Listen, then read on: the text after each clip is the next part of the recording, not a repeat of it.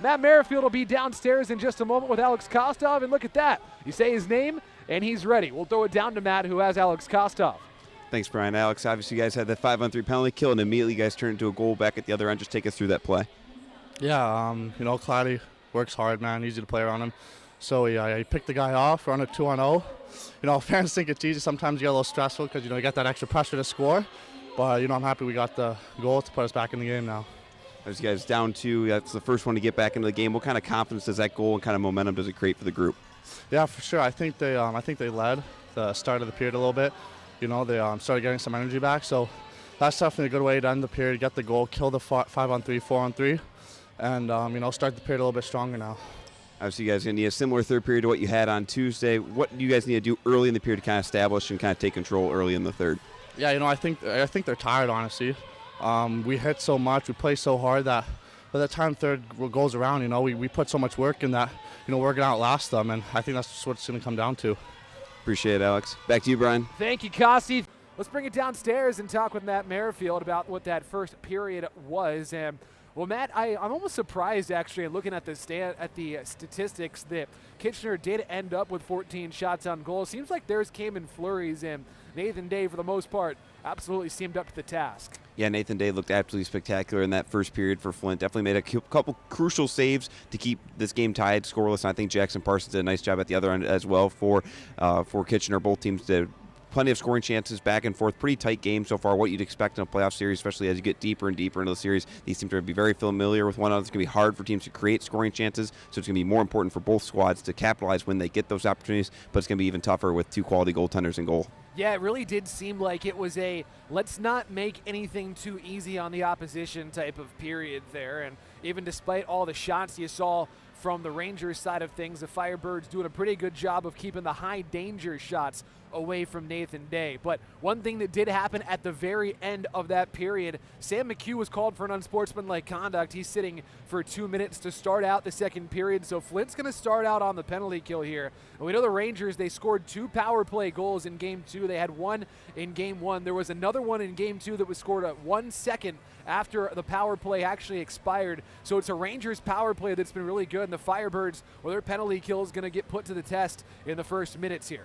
Yeah, I mean, Flint had a really good penalty kill at the end of the regular season. It looked really strong down the stretch as they headed into the playoffs. I know it didn't quite come up to where they expected it to be in game number 2, but this is going to be the moment where Flint's going to find out if they're going to be able to come back in this series. It's just on the special teams, and that's where teams are going to have to execute. Like I mentioned, it's going to be tough as you get further and further into this series to be able to score 5-on-5, especially against 2 strong goaltenders. So when you get these special teams opportunities, Kitchener right here on the power play, they have a prime chance to open the period on the road, jump out, up 1-0. They know that Flint's going to be desperate in this game because falling behind 3-0 in a series puts you, up against the 8 ball, and they're going to be, backs up against the wall. So it's going to be interesting to see how Flint comes out. It's going to be crucial for them to obviously kill the penalty to start the period and then get the momentum back, create some more offensive chances, create some more traffic in front. They did a good job of that in the first period, but then sending a second and third body to even crash home and try and poke something through. Desperate is a word I want to seize on there, because that is exactly what you kind of expect out of the Firebirds going into this. As you alluded to there, if you go down 3-0 in a series, that is never a recipe for success. It's really the odds very heavily go against you at that point. But of course, there's the old adage, and I mentioned it in the intro of our telecast, that the series doesn't really start until somebody loses on home ice. So if the Firebirds can hold serve today, you're feeling all right going into Game 4 with a chance to even things up going back to Kitchener for Game 5. But if the Rangers are able to squeak it out here, then they're absolutely in the driver's seat. So I don't want to say it's a must-win, but it feels so important for the Firebirds this game and this upcoming period after it's even 0-0 after 1. Well, even if they lose tonight, then everything definitely becomes a must-win. So I guess it kind of starts tonight, and they should feel that way. And I think we even saw that a little bit in the first 20 minutes. It definitely seemed like Kitchener was very comfortable in their game. Obviously, they've played really strong all year long. They've been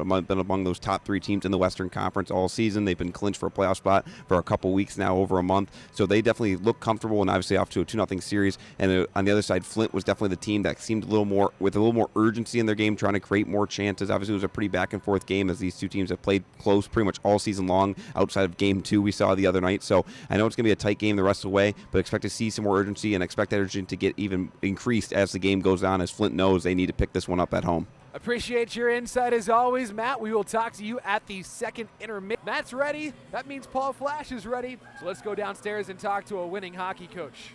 Thanks, Brian. Coach, down 2-0 in the series coming in tonight. Tied 0-0 going to third. You guys find a way to pull out the win. Just overall thoughts on the win. Just happy with the third period response. Nathan Day was outstanding in the first 2 periods. Gave us a chance, and we just basically said it's 0-0, guys. What's done is done. You got to move forward and have a real good third period, and we did. We played real well in the third period, liked it a lot, and now it's a new series. You mentioned that third period. What was the biggest difference you think you saw from your team in the third compared to the first and second? Oh, just managed the puck a little better, got in the offensive zone, got some opportunities, and then we finished. We finished on one chance there. It was a great goal, and then we get a shorthanded goal, and we played real well in the neutral zone and the defensive zone in the third period. So I really liked our response, and just got to try and build off that and keep that going for game 4. Obviously, the entire group's pretty excited, pretty pumped up after this win. How do you kind of carry this momentum into Thursday night and even the series up at 2? Well, it's just good vibes right now. We liked our first game, lost in overtime. Like the way we played in the third period today. Just got to reinforce that's our team, that's our identity. We have to play that way. We can't have shifts and periods and things like that off. But we have the best goalie in the league for a reason, and he held us in there. And we're happy to take the big win. Awesome. Thanks, Coach. Congrats on the win. Back to you, Brian. Thank you, Matt.